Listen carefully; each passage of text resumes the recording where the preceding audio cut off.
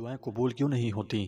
آج ہم آپ کو دعا مانگنے کا بہت ہی مؤثر طریقہ بتائیں گے۔ جو اس طرح دعا کرے گا اللہ سبحانہ و تعالیٰ اس کی دعا قبول فرمائے گا۔ اب وہ مؤثر طریقہ کیا ہے؟ یہ جاننے کے لیے آپ سے التماس ہے کہ ویڈیو آخر تک پوری دیکھیں تاکہ آپ ہر چیز کو اچھی طرح سمجھ سکیں۔ کیا آپ نے کبھی سوچا ہے کہ آپ کی دعائیں قبول کیوں نہیں ہوتی؟ یہ ایک ایسا سوال ہے جو ہم میں سے بہت سے لوگوں کو پریشان کرتا ہے۔ اکثر ہمیں اس کی وجہ بھی معلوم نہیں ہوتی۔ آج ہم اس اہم موضوع پر گہرائی سے غور کرنے جا رہے ہیں اور آپ کو دعا کرنے کا ایک ناقابل یقین حد تک مؤثر طریقہ بتانے جا رہے ہیں۔ یہ ایسا طریقہ ہے جسے انشاءاللہ اللہ سبحانہ و تعالیٰ قبول فرمائے گا۔ پیارے دوستوں، یاد رکھیے اللہ سبحانہ و تعالیٰ سننے والا اور سب کچھ جاننے والا ہے۔ وہ ہمیشہ اپنے بندوں کی پکار سنتا ہے جب کوئی اسے پکارے، لیکن ہماری دعا کو زیادہ مؤثر بنانے کے کچھ آداب اور شرائط ہیں جن پر عمل کرنے سے ہماری دعاؤں کا زیادہ اثر ہو سکتا ہے اور ان کی قبولیت کا زیادہ امکان بڑھ جاتا ہے۔ ان آداب میں اللہ سبحانہ و تعالیٰ کی حمد و ثنا کے ساتھ اپنی دعا شروع کرنا اور نبی کریم صلی اللہ علیہ وسلم پر درود بھیجنا، خلوص اور عاجزی کے ساتھ سوال کرنا اور اپنی درخواستوں پر ثابت قدم رہنا شامل ہیں۔ مزید برآں اس بات کو یقینی بنانا کہ آپ پاکیزگی کی حالت میں ہیں، جیسے وضو کر چکے ہیں۔ دعا کے لیے صحیح اوقات کا انتخاب کرنا، جیسے رات کے آخری تہائی حصے میں یا فرض نمازوں کے بعد، اور گناہ سے پرہیز کرنا بھی اس میں نہایت اہم کردار ادا کرتا ہے۔ یہاں تو میں نے مختصراً بتا دیا کہ دعا مانگنے کا طریقہ کیا ہے، لیکن اگر آپ تفصیل سے اس کا طریقہ سمجھنا چاہتے ہیں تو میں نے اس پر ایک تفصیلی ویڈیو بنائی بھی ہے۔ اگر آپ دیکھنی چاہیں تو ویڈیو آپ کو اسی چینل پر مل جائے گی، بس آپ میرے چینل کو اوپن کریں اور دعا مانگنے کا طریقہ تفصیل سے سمجھیں۔ پیارے دوستوں، اللہ سبحانہ و تعالیٰ نے قرآن مجید میں فرمایا کہ جب کوئی دعا کرنے والا مجھے پکارتا ہے تو میں اس کی دعا قبول کرتا ہوں۔ واضح رہے کہ دعا کی قبولیت کے کچھ آداب ہیں۔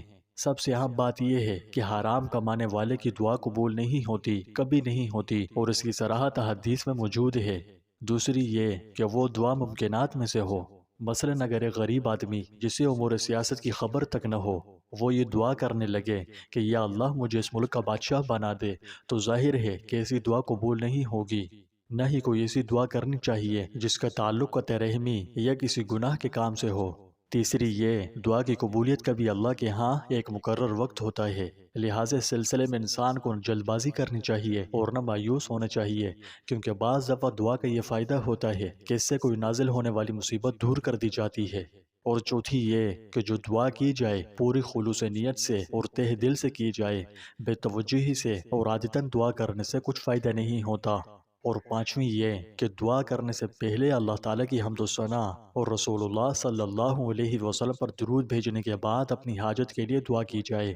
اور چھٹے یہ کہ اگر اسے اپنی دعا قبول ہوتی نظر نہ آ رہی ہو تو بھی اللہ کی رحمت سے مایوس نہ ہونا چاہیے، کیونکہ صرف اللہ سے ہی دعا کرنے اور کرتے رہنے کا حکم ہے۔ اس کی قبولیت بسا اوقات اللہ سبحانہ و تعالیٰ کی اپنی حکمتوں کے تابع ہوتی ہے۔ مثلاً ایک شخص کی دعا کی قبولیت سے کسی دوسرے شخص یا زیادہ لوگوں کو نقصان پہنچنے کا احتمال ہو تو اللہ کی حکمت کا تقاضا یہی ہوگا کہ اسے قبول نہ کرے۔ تاہم اسی دعا کا یہ فائدہ ضرور ہوگا کہ اس کے نامہ اعمال میں دعا مانگنے کی نیکی لکھی جائے گی اور اس کا اجر اسے آخرت میں مل جائے گا، یا اس پر آنے والی کوئی بیماری یا مصیبت اٹھا لی جاتی ہے۔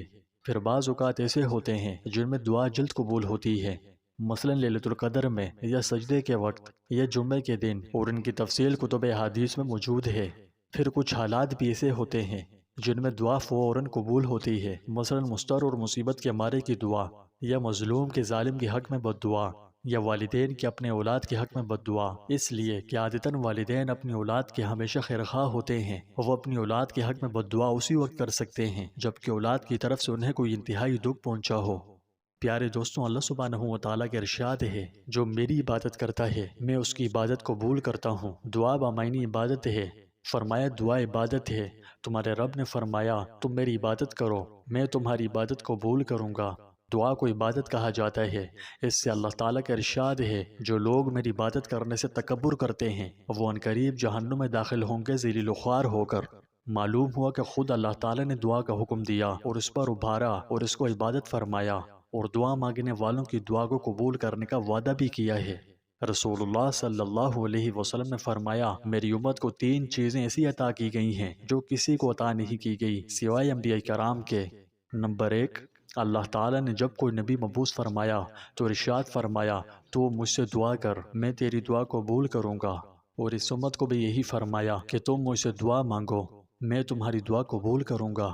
نمبر 2، جب بھی کوئی نبی مبعوث فرمایا تو ارشاد فرمایا تم پر دین میں کوئی تنگی نہیں رکھی، اور اس امت کو بھی فرمایا کہ تم پر دین میں کوئی تنگی نہیں رکھی۔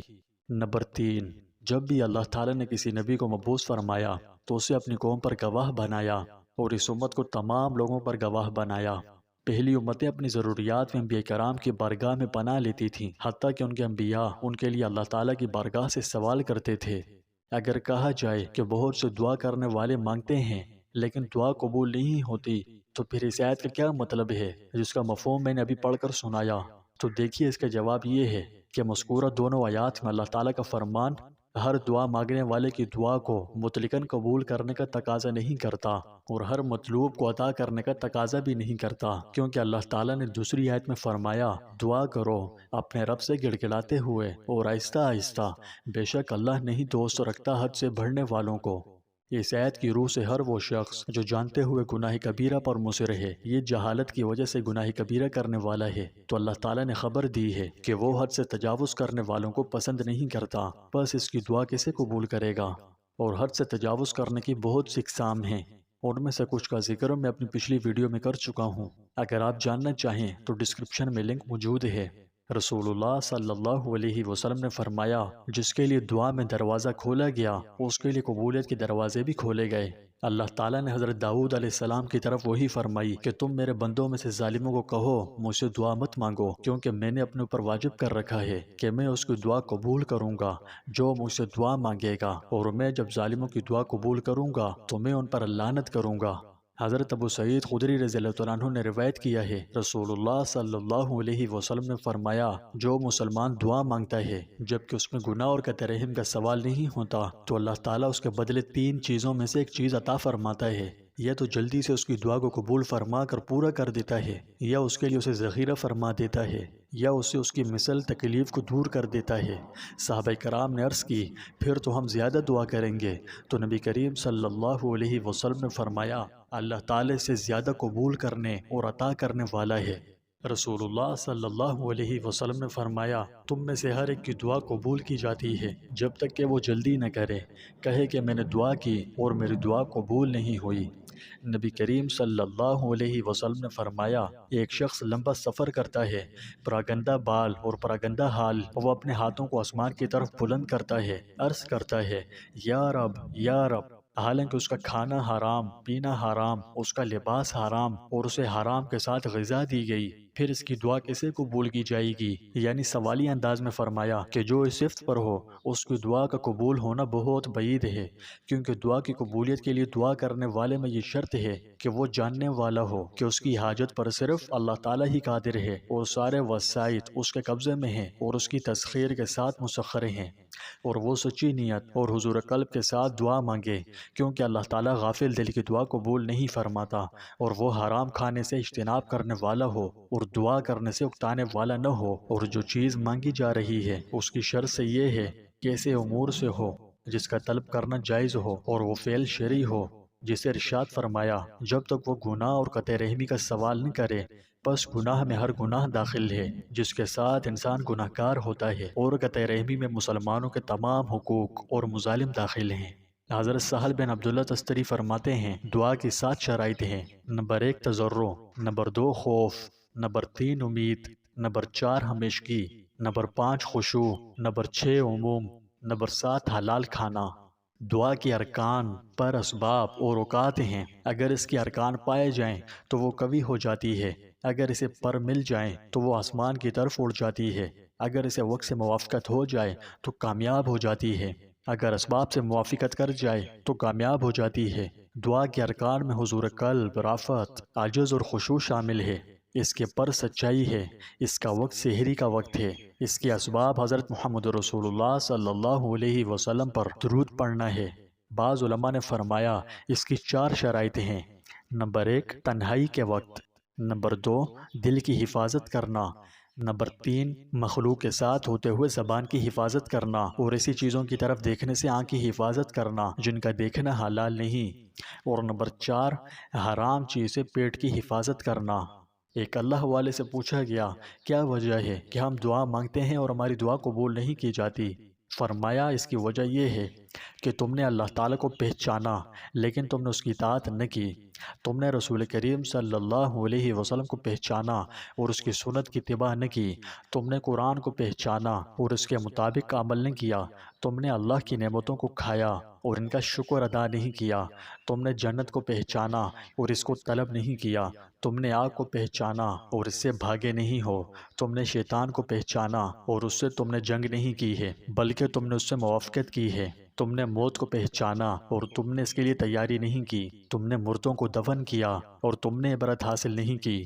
تم نے اپنے عیوب کو ترک کیا اور لوگوں کے عیوب کے ساتھ مشغول ہوئے۔